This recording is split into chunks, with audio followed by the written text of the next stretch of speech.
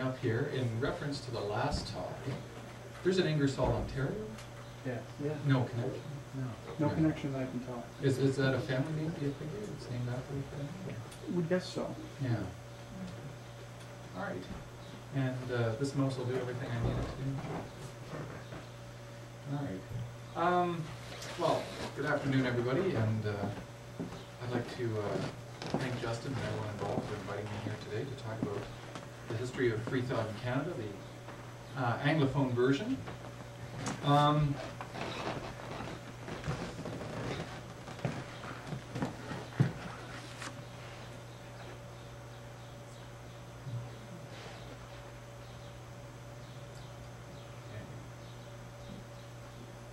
The left click, but the angle has to be just right. Oh, the angle has to be just right, doesn't it?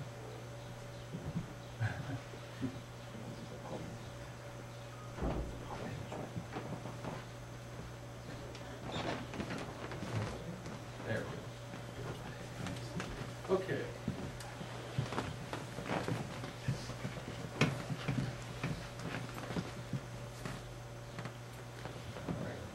Okay. Having been colonized primarily by the French and English in the 17th century, Canada has been predominated by Roman Catholic and Protestant faith. However, by the time of Confederation in 1867, there is continued and sufficient economic and population growth, which, along with other industrialized nations, was producing an ever-expanding middle class.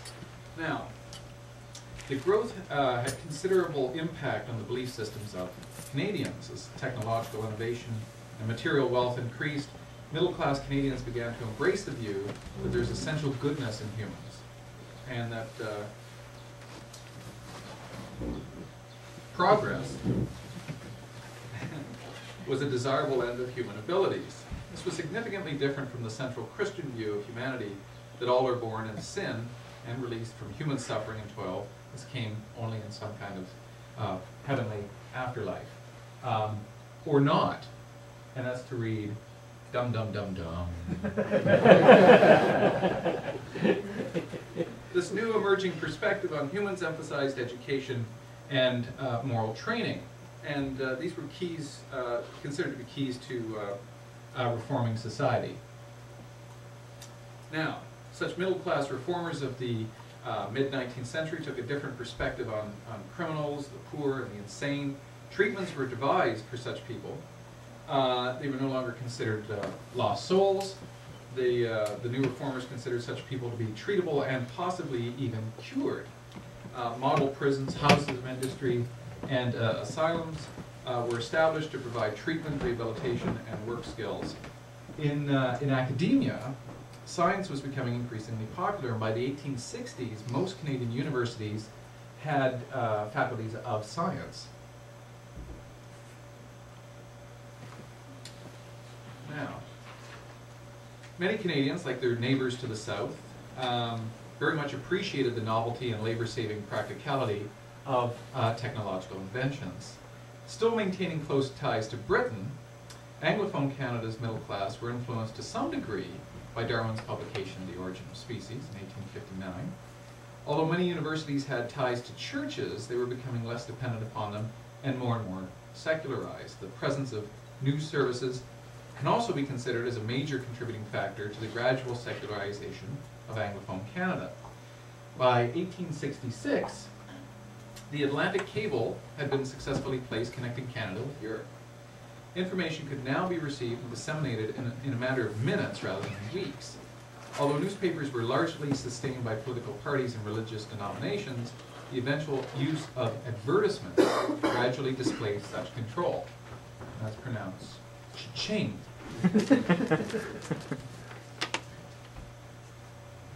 Now, one of the first strong indications of free thought in Canada came when Charles Watson's wife, Kate Eunice, emigrated to Toronto from England in 1883.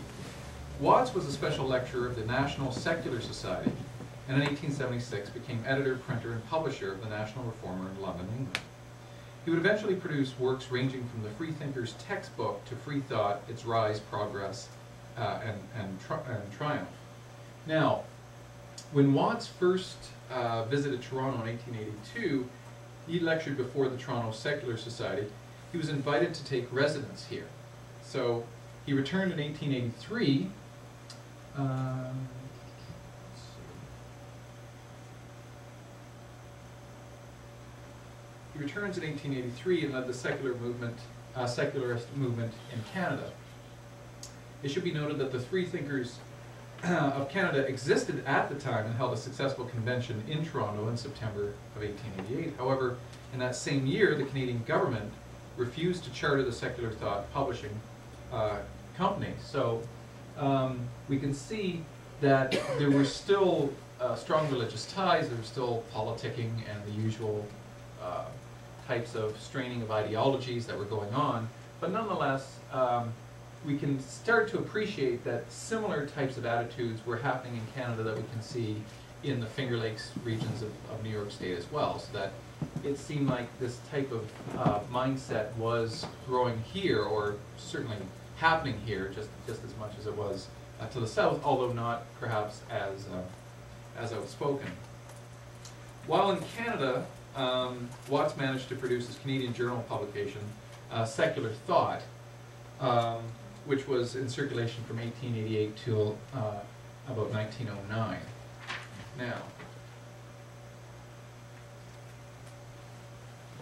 while residing in Canada, Watts's wife, Kate Eunice, accompanied him and contributed her own views on free thought. She wrote several pamphlets, The Education and Position of Women, and Reasons for not accepting Christianity. Now, although there were other personal, socioeconomic, and political factors involved, the lessening of religious, specifically Catholic influence, would not appear so abruptly until almost a century later. So there's secularist movement happening late 19th century, mid to late 19th century.